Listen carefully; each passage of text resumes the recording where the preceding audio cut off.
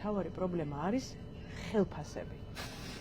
იმიტომ რომ ინფლაცია, ფასების ზრდა, სხვადასხვა მოვლენებიდან გამომდინარე ყველა ქვეყანაში არის, მაგრამ სხვა ქვეყანაში დამსაქმებელი თვითონ და სახელმწიფო ზრუნავს იმაზე, რომ ხელფასი მისდევს და ხელფასი ანაზღაურებს ფასების ამ ზრდას.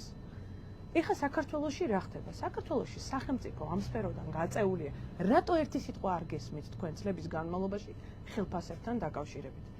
იმიტომ რომ თავიდან ბოლომდე ეს სფერო მინდობილი აქვს დამსაქმებელს და დამსაქმებელი თავისი ნებით ხელფასს არ წევს იმ ველური კაპიტალიზმის პირობებში, სადაც ჩვენ ცხოვრობთ.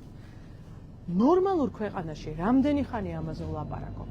ევროკავშირის ყველა ქვეყანაში, კანადაშიც და ამერიკაშიც არსებობს მინიმალური ხელფასის შესახებ კანონი, არსებობს დაცვა. არსად საქართველოში არ უნდა იყოს დღესდღეობით 600 და 700 ლარიანი ხელფასი. ხალხო, ეს უკვე მონობას უტოლდება, მაგრამ ამისთვის უნდა იყოს სახელმწიფო. სახელმწიფომ უნდა დაადგინოს თქვათ საათობრივი ხელფასი და ყოველ წელს ეს უნდა ახლიდან ითვლებოდეს. ესეა გერმანიაში, ესეა საფრანგეთში, ესეა ამერიკაში.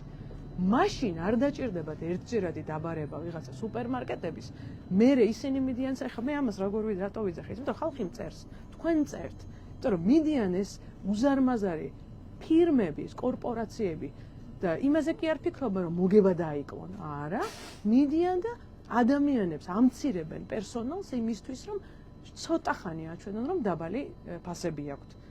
ეს ფული ისევ ჩვენი ჯიბიდან და დაქირავებული ხალხის ჯიბიდან უნდა ამოიღონ.